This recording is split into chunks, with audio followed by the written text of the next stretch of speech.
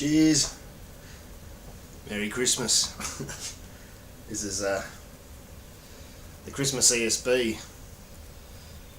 You probably saw me brew on one of my videos a couple of weeks ago. It's only been in the keg a couple of days, so it's a bit cloudy still.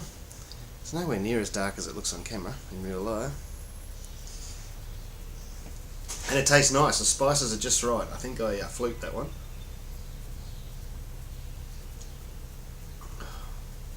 So nice ESB, and the spices are just there, just enough to taste them. They're not overpowering. That's really nice. Anyway, today I'm brewing my Hightail Ale clone number 2. It's here in the mash. I don't know how long it's got left. Not long. It'll probably hear the alarm go off soon. It's the second time I brewed it. First time I brewed it, I used a yeast 1332 it was. Just have to check it. And I got these bruised apple type flavours through the beer. The temperature was right. I really don't know what went wrong there. It's definitely the yeast flavour, off-yeast flavour you get from a stressed yeast or something like that. Maybe you know a bit more about that. But besides that, there was nothing wrong with it. I thought it needed a bit more cascade at the end, so this recipe I've added a little bit more at the end there. And I'm going to dry hop it as well. It's a Mountain Goat, I don't know if I say it, Mountain Goat Hightail Ale clone. It should be really nice. I'll show you little bits and pieces as I go.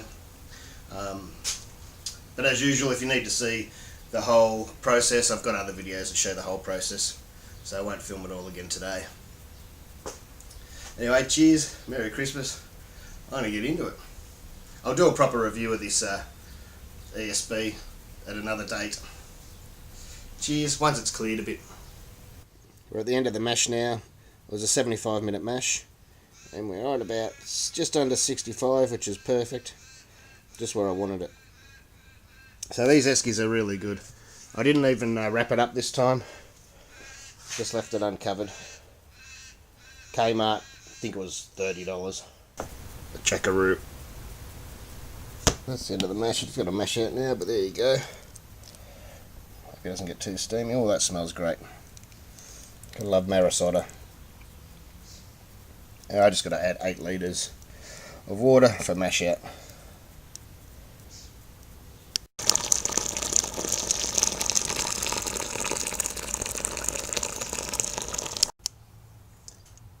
I'm first wort hopping this brew again. That's Pride of Ringwood, 18 grams. And as I said in my last video, first wort hopping was just like that. Get it out with one hand. Put them in the bottom of your runnings bucket or your brew pot, wherever you take your runnings into. And take your first running straight on top of the hops.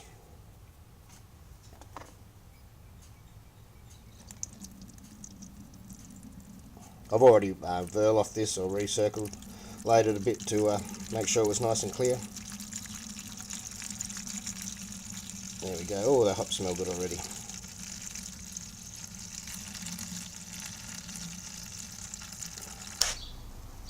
Okay, I've taken all the first runnings. It's steamy still. That crack's there just from my temperature probe. Nothing to worry about. And I have to add 15 litres for my batch sparge. So the boil's going now. Just a nice boil. I've got the 2 element controllers now. I used to only have 1, now I've got 2. It just makes things a lot easier. You don't have to be pulling out plugs or switching switches, whichever way you do it. I've got my hops ready to go in. It's all cascade from now on.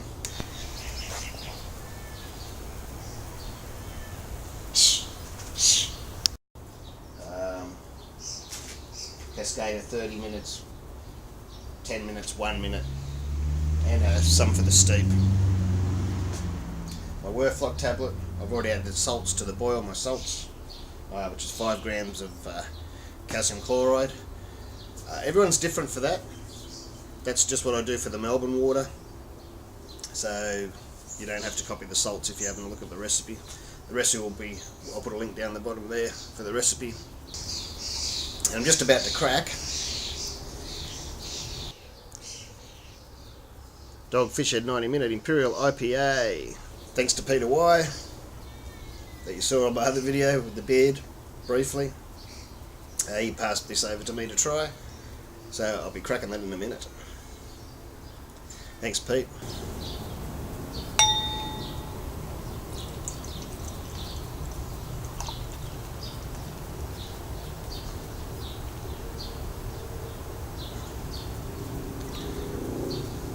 Oh, don't lose a bit of that.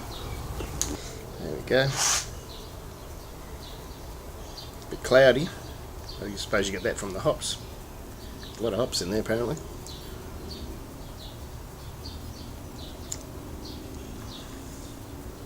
Well, you can taste the booze in it. That's nice. I'm not going to do a full review.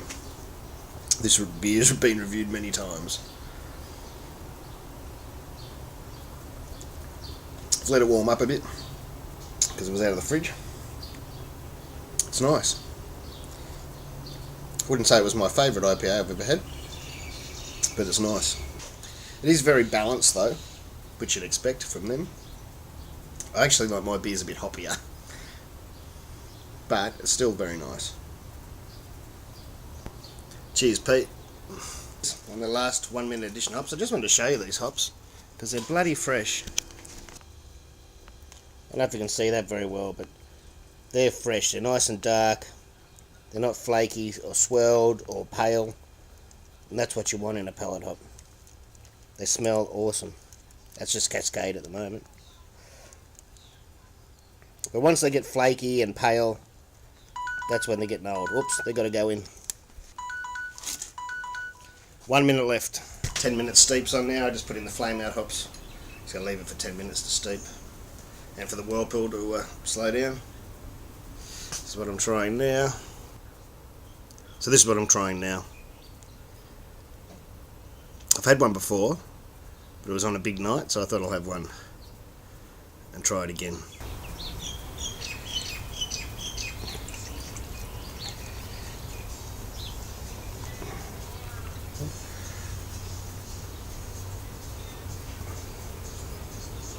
Oh, that looks nice.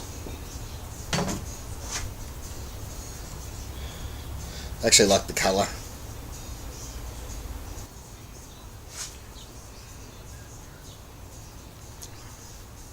It's nice too. I'm not much of a beer reviewer. They're either good or they're bad in my book, just about. That's nice.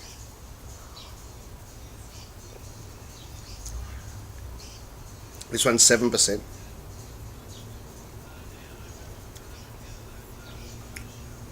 Oh, I get a lot more bitterness on the tongue than I did out of the Dogfish Head. But I like that, that's nice. I'll be starting to go. If you ever noticed that in my videos, I'm always going. It's because I'm always drinking IPAs. And that's what they do to you. That's nice. I can recommend that one. Still not one of my favourites, but it's up there. Okay, chiller's on. It's chilling. This will take a while. You don't need to see anymore. Cheers. Oh, as I said, I'll put the recipe for this Hightail Ale, Mountain Goat Hightail Ale clone number 2. I did raise the alcohol a little bit this second time. I think the original was about 4.5%. I put it up to 5. And I raised the Cascade. I think I mentioned that before. I think it needed more late additions just to get some aroma in there. Maybe I could have just left it with a dry hop, but I'm a bit of a hop head, and a little bit of extra Cascade isn't going to hurt anybody, I reckon. Cheers. I don't know, I sort of think racer number 5 won in the end of the day between the 90-minute Dogfish Head. It was still a nice beer, but I think this one wins. I want a bit more. But I remembered I did video some of the last Hightail Ale fermenting because the ferment went out of control. I did mention how I got the bruised apple flavours from the yeast, which I never got before, but I have read about it and heard about it. The temperature was fine, I might show it on the video, the temperature, I don't remember. I think it was about 18 degrees, and it was 18 when I put the yeast in from memory. I don't know what stressed it or what was wrong. Might have been an old yeast or something. The bag puffed up, the wire yeast bag, so if you know more than me, tell me. It just had that bruised apple flavour. The rest of the beer was fine. But sometimes, especially when it got a bit warm, the bruised apple really came out. So I'll show a bit of that footage.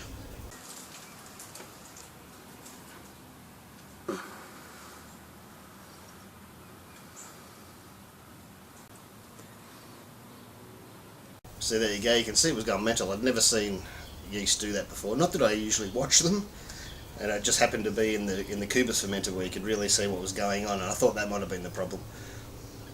I mean, not the problem, but why I could see the yeast doing what it was doing, because usually I use other fermenters and you can't quite see what's going on in there.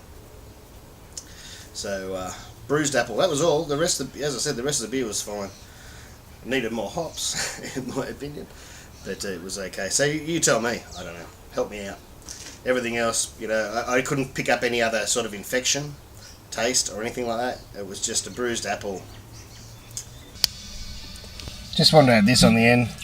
People think it's a bit hard to clean your elements. This one I've already given a scrub. Just a quick toothbrush rub gets the stuff off. Doesn't take long at all. So I haven't done that one yet. That one hasn't been touched. Just take a quick rub with the toothbrush. I know it's a bit hard to hold this and do it. Doesn't take long though.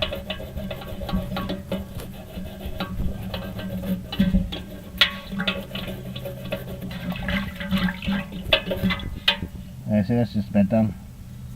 I just do the underneath as well. You can't see it. You can loose them off and turn them around if you want. I don't bother with that, because you know a quick scrub like that will be enough. You know, I'll quickly go over that because I'm busy with one hand holding the camera here, but it's just about done already. That quick. So, cheers, and Merry Christmas, and a Happy New Year.